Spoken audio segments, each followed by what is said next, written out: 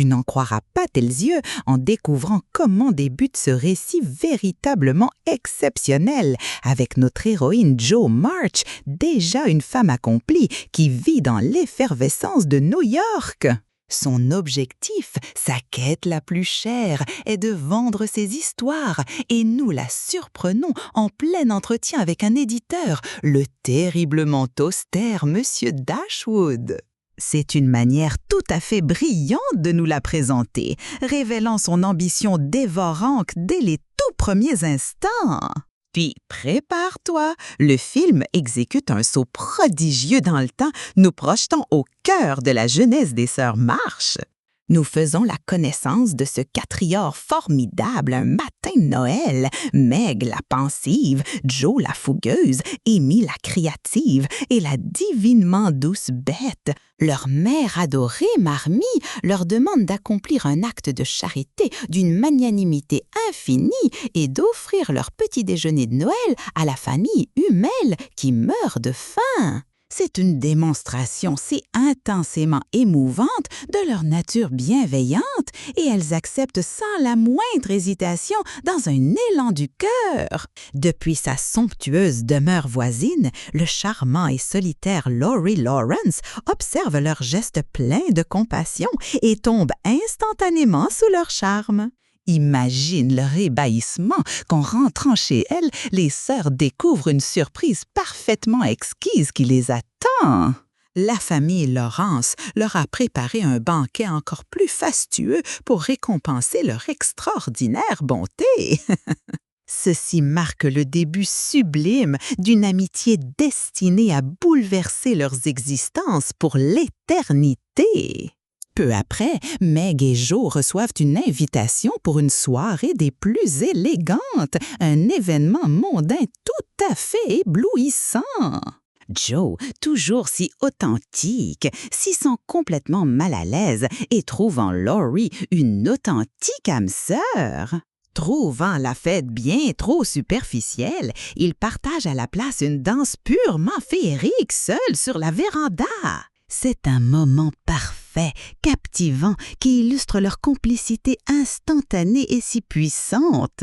La soirée se termine lorsque la pauvre Meg se foule la cheville et le toujours si fringant Laurie les raccompagne chez elle dans sa calèche. Jo a également l'intrigante responsabilité de faire la lecture à sa riche et singulièrement pointilleuse tante March.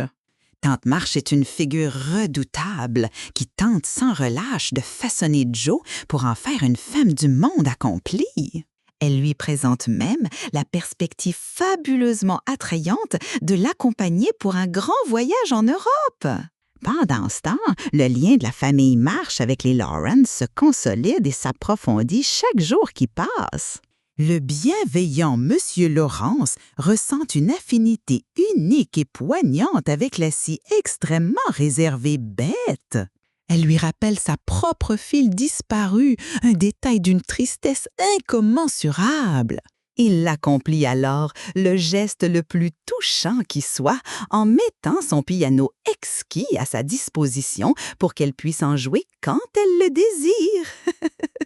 Et il faut que tu vois cela. Elle joue avec une grâce saisissante qui dépasse tout ce que l'on peut imaginer. Un soir, un événement haut en couleur se produit quand Amy supplie d'aller au théâtre avec Jo et Laurie. Jo se montre particulièrement cassante et refuse, ce qui, crois-moi, ne fut certainement pas son moment le plus glorieux. Pour se venger, une Amy folle de rage commet un acte irréparable et réduit en cendres le manuscrit auquel Jo dédiait son âme tout entière. La désolation de Jo est totale, absolue. C'est l'une des scènes les plus poignantes qu'il m'ait jamais été donné de voir. Elle est si légitimement furieuse qu'elle jure de ne jamais pardonner à Amy, peu importe à quel point celle-ci manifeste ses regrets. Le lendemain, Jo et Laurie partent patiner sur la glace et une Amy éperdue les suit, tentant éperdument de se racheter.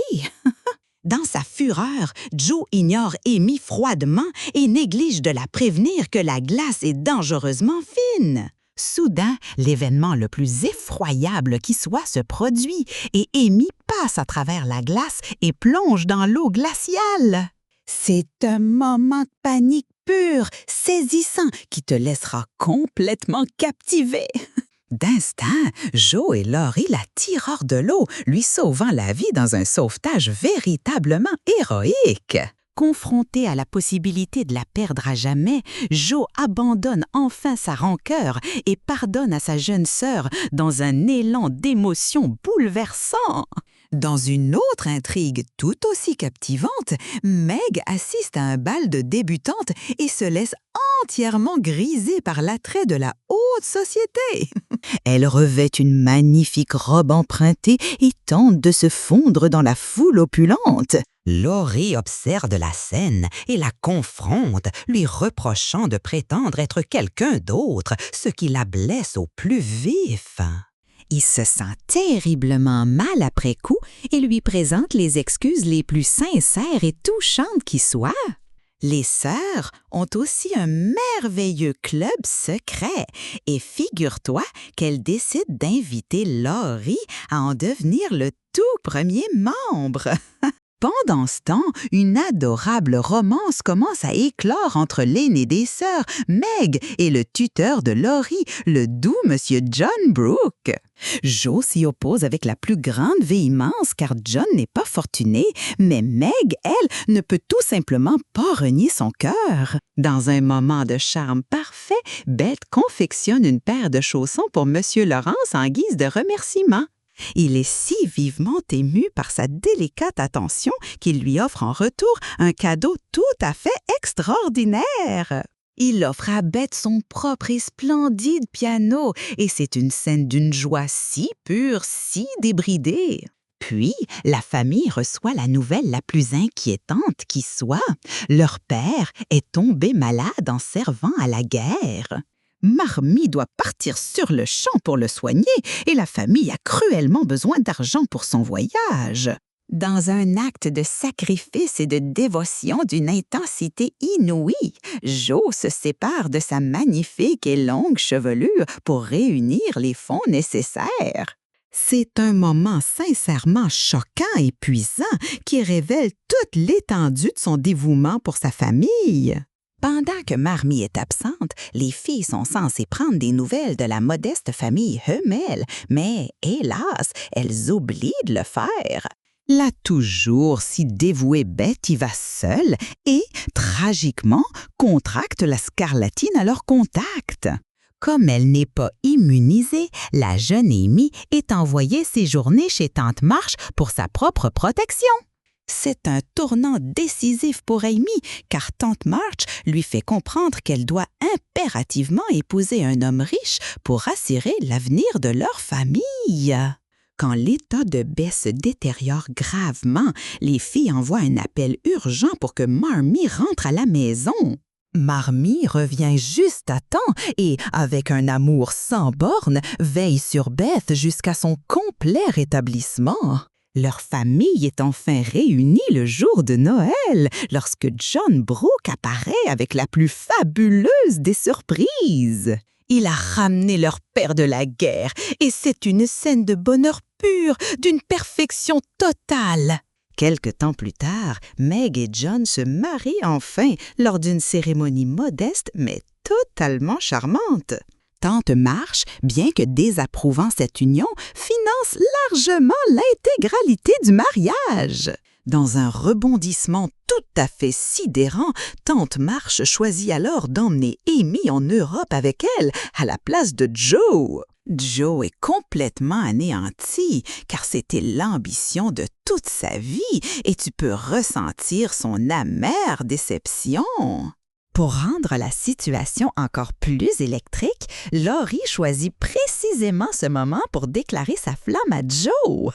Il la demande en mariage et c'est la déclaration la plus ardente, la plus passionnée que l'on puisse imaginer. Mais Joe, dans une décision déconcertante et exceptionnellement difficile, le rejette. Elle lui explique qu'elle ne l'aime pas de cette manière et qu'il finirait inéluctablement par se détester. C'est une scène authentiquement tragique pour eux deux et Laurie en ressort le cœur complètement brisé.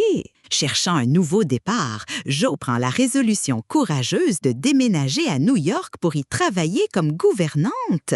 Elle s'acharne à écrire, vendant quelques-unes de ses histoires à sensation au grincheux Monsieur Dashwood. C'est là qu'elle rencontre le captivant professeur Frédéric Baird, un autre pensionnaire de l'établissement.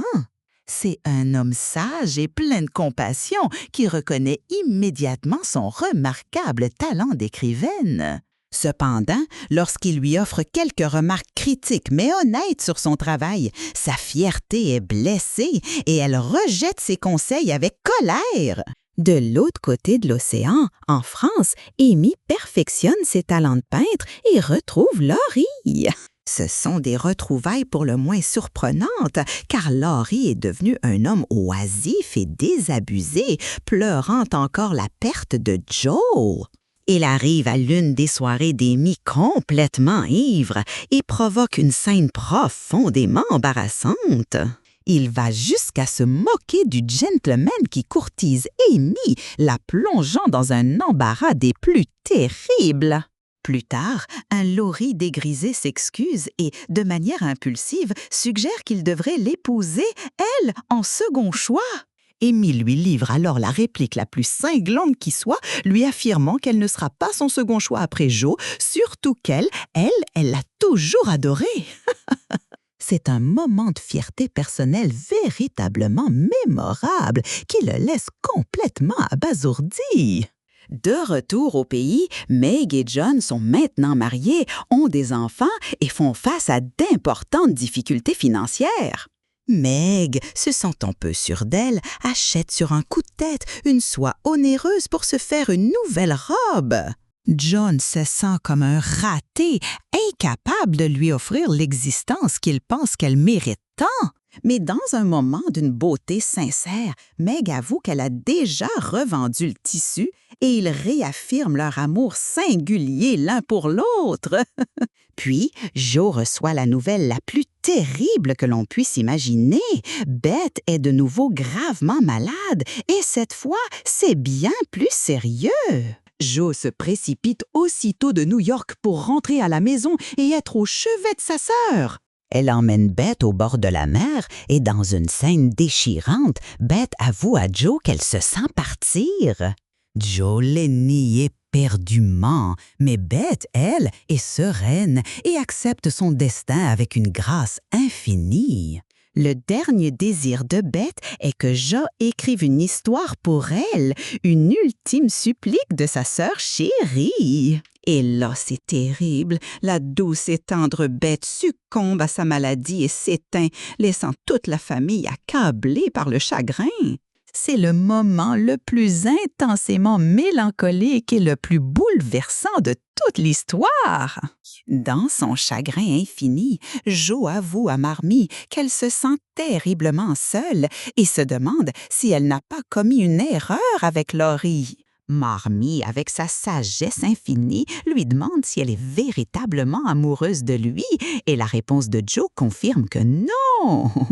Pourtant, dans un moment de solitude poignante, Jo écrit une lettre à Laurie et la dépose dans leur boîte aux lettres secrètes. Au moment même où elle fait cela, Amy rentre Europe et crois-moi, elle n'est pas celle. Elle a ramené Laurie et ils annoncent la nouvelle la plus ahurissante de toutes. Ils sont désormais mariés, femmes. Joe est visiblement sous le choc, mais se ressaisit aussitôt et cache sa lettre, les félicitant avec une grâce tout à fait admirable. C'est un témoignage de son extraordinaire force de caractère. Terrassé par le chagrin, M. Lawrence ne trouve même pas le courage d'entrer dans la maison des March maintenant que Beth n'est plus là. Joe lui offre du réconfort, initiant ainsi une nouvelle et précieuse amitié entre eux. Poussé par son chagrin et ses souvenirs, Joe connaît une vague d'inspiration pure, foudroyante. Elle reprend l'histoire qu'elle avait écrite pour Beth et se met à écrire avec une intensité fiévreuse, nuit après nuit. Elle y met tout son être, toute son âme pour façonner un livre inspiré de sa propre vie et celle de ses sœurs. Elle envoie les chapitres terminés à M. Dashwood, qui, au début, les écarte d'un revers de main, les qualifiant d'ennuyeuses histoires domestiques. C'est là que les choses deviennent véritablement magiques, car les propres filles de M. Dashwood découvrent le manuscrit. Elles sont complètement happées par l'histoire et supplient leur père de leur révéler ce qui arrive ensuite aux sœurs. Leur enthousiasme est si contagieux qu'il est contraint de revoir entièrement son jugement. Au même moment, le professeur Bert fait une visite tout à fait imprévue dans le Massachusetts, prétendant qu'il était juste de passage. Il est si flagrant qu'il a fait tout chemin uniquement pour revoir Joe une dernière fois. Il dîne avec la famille March et tout le monde remarque l'alchimie merveilleuse et palpable entre lui et Joe. Friedrich annonce alors qu'il a une opportunité de travail en Californie et qu'il va probablement partir puisque rien ne l'attache ici. À l'instant même où il part, toute la famille explose, insistant pour que Joe le poursuive sans faute. Dans la séquence la plus grisante et romantique qui soit, Meg et Amy poussent Joe dans une calèche pour rattraper Frédéric sous une pluie battante. Mais c'est alors que le film nous ramène à Joe en négociation avec M. Dashwood et tu ne devineras jamais ce qui se passe. Il lui annonce que le livre est excellent, mais qu'elle doit impérativement modifier la fin pour que l'héroïne se marie. Joe rétorque que son personnage n'a jamais voulu se marier, mais il soutient que les livres avec des héroïnes célibataires ne se vendent pas. C'est alors que Joe exécute le coup le plus brillant que j'ai jamais vu de ma vie. Elle accepte la fin avec le mariage, mais ensuite, elle marchande avec lui comme une véritable experte. Elle se bat pour un plus grand pourcentage des revenus et, point crucial, elle insiste pour conserver la propriété intellectuelle de sa propre création. C'est un moment pleinement emblématique où une créatrice prend le contrôle total de son propre avenir financier. Le film nous présente alors la conclusion fictive et romantique qu'elle a imaginée pour son livre. Joe réussit à intercepter Friedrich avant son départ et ils partagent un baiser splendide, passionné sous la pluie. Nous apprenons ensuite que la redoutable tante March est décédée et a légué l'intégralité de sa fortune à Joe. Joe, avec Friedrich à ses côtés, transforme la demeure en une fantastique école mixte. L'image finale de cette conclusion montre toute la famille March élargie et au complet, célébrant l'anniversaire de Marmee, rayonnant d'un bonheur radieux. Mais attends, ce n'est pas la véritable conclusion, car la scène finale, la plus puissante et la plus gratifiante, est encore à venir. Nous voyons Joe debout dans l'imprimerie, en train de contempler son roman être relié sous ses yeux. Elle tient enfin entre ses mains un exemplaire achevé de son livre intitulé « Les 4 filles du docteur March ». C'est le succès ultime, un accomplissement magnifique et intimement personnel qui n'appartient qu'à elle et à elle seule.